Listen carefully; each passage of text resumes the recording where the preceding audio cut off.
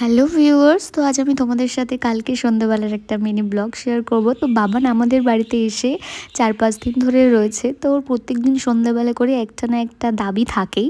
তো বাচ্চা যেরকম, তো তার জন্য বাচ্চাদের দাবি তো যতটা সম্ভব একটু রাখার চেষ্টা সবাই করে, তো সেখানে আমিও করি। মামার বাড়িতে যেহেতু মামার কাছে বেশি আবদার থাকে, তো যেহেতু মামা নেই তাই ওর মাসির কাছে বেশি আবদার, সেটা ছোটোবেলা থেকেই। যখনই ওর কিছু খেলার কিছু অর্ডার করা হয় না, জাস্ট আমাকে জিজ্ঞাসাও করেন না, ফ্লিপকার্ট থেকে অর্ডার হয়ে যায়, শুধু পেমেন্টটা করার সময় আমাকে ওর দরকার লাগে। তো এখনও ওর আবদার ওই বাড়িতে থাকতেও আমি মিটিয়েছি, এই বাড়িতে থাকতেও ওর আবদার এখনও চালু রয়েছে। আর এই কদিন এসে সত্যি কথা বলতে কি ওর সব আবদার সবাই মিলে আমরা পূরণ করেছি। মা, শুভ, মামা, সবাই মিলেও যখন যেটা চেয়েছে সেটাই আমরা ওর সামনে এনে দিয়েছি। সত্যি কথা বলতে বাবান ভীষণই আদরের।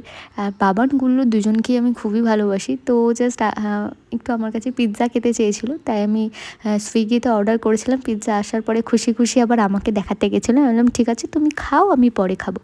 তো এখানে মা ওকে একটু হেল্প করে দিচ্ছিলো পিৎজাটা আনবক্সিং করাতে।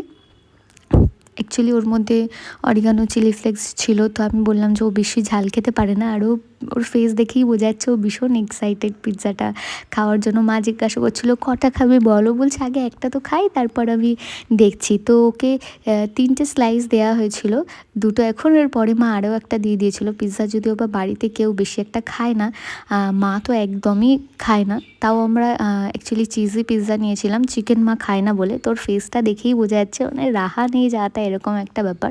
তো তোমাদের বাড়িতে কে কে আছে যারা তোমাদের ওপর সব আবদার তোমাদেরকে দিয়ে মেটাই, কমেন্টসে বলো।